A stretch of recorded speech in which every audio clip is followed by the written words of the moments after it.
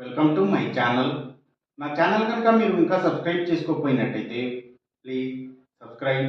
ఈరోజు మనం ఈ వీడియోలో 25 జూన్ 2024 అంటే మంగళవారం రోజు స్టాక్ మార్కెట్ ఏ విధంగా ఉండబోతుంది అనే ప్రెడిక్షన్ వీడియోని మనం చూద్దాం.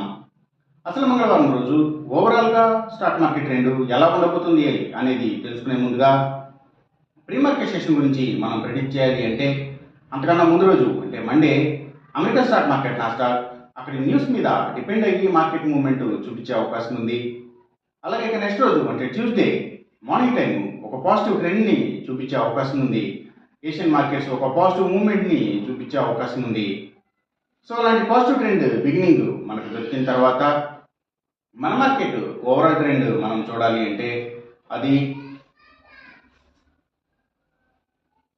పాజిటివ్గా ట్రెండ్ అయ్యే అవకాశం ఉంది. అయితే ఈ పాజిటివిటీ అనేది అసలు అది ఎంతవరకు అనేది మాత్రం గ్లోబల్ మార్కెట్ ట్రెండ్స్ మీద ఇంకా మన మార్కెట్ ట్రెండ్ మీద న్యూస్ మీద డిపెండ్ అయ్యి డిసైడ్ అయ్యే అవకాశం ఉంది. అలాగే సేమ్ బ్యాంక్ నిఫ్టీ కూడా పాజిటివ్గానే ట్రెండ్ అయ్యి ఈ పాజిటివిటీ అనేది అసలు అది ఏంటి ఎంతవరకు అనేది మాత్రం గ్లోబల్ మార్కెట్ ట్రెండ్స్ మీద ఇంకా మన మార్కెట్ ట్రెండ్ మీద న్యూస్ మీద డిపెండ్ అయ్యి డిసైడ్ అయ్యే అవకాశం ఉంది. నిఫ్టీ ఐటీ మాత్రం నెగిటివ్గా ట్రెండ్ అయ్యే అవకాశం ఉంది.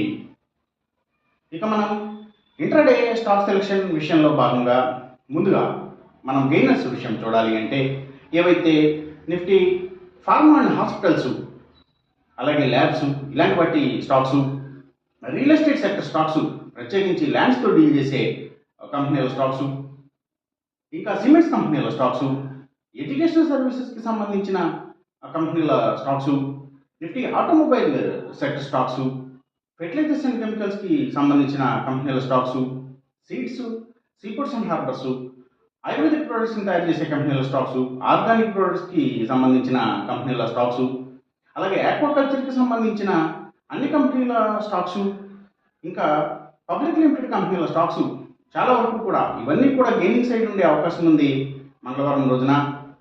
అలాగే ఇంకా గవర్నమెంట్ బ్యాంక్స్ అండ్ ఫైనాన్షియల్స్ అంటే బిఎస్యూ బ్యాంక్స్, గవర్నమెంట్ ఫైనాన్షియల్స్, అలాగే పెట్రోకెమికల్స్కి సంబంధించిన కంపెనీల స్టాక్స్, ఆయిల్ అండ్ న్యాచురల్ గ్యాసెస్కి సంబంధించిన కంపెనీల స్టాక్స్, సో ఇవన్నీ కూడా గెయినింగ్ సైడ్ ఉండే అవకాశం ఉంది.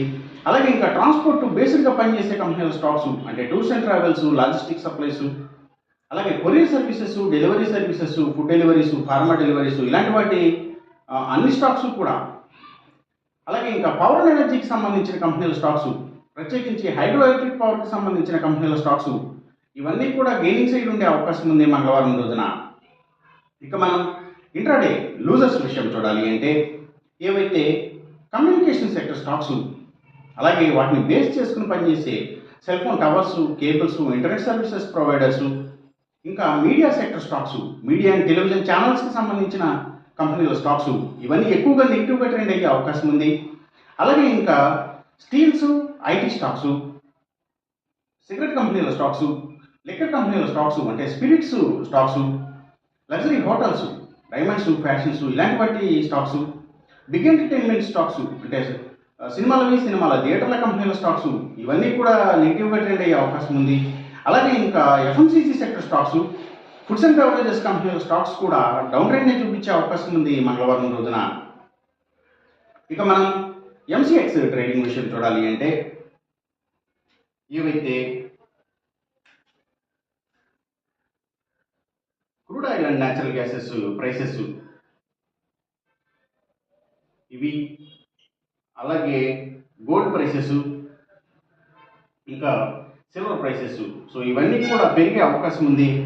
కాపర్ ప్రైసెస్ మాత్రం తగ్గే అవకాశం ఉంది. ఈ చెప్పిన రిజల్ట్స్కి ఏమాత్రం వ్యతిరేకంగా జరుగుతున్నట్టు మీకు అనిపించినా సరే ఇమీడియట్గా మీ బెట్ల నుంచి వెనక్కి వచ్చేసేయండి. ఇది కేవలం ఒక ఆస్ట్రాలజికల్ ప్రెడిక్షన్ మాత్రమే, దయచేసి గమనించండి.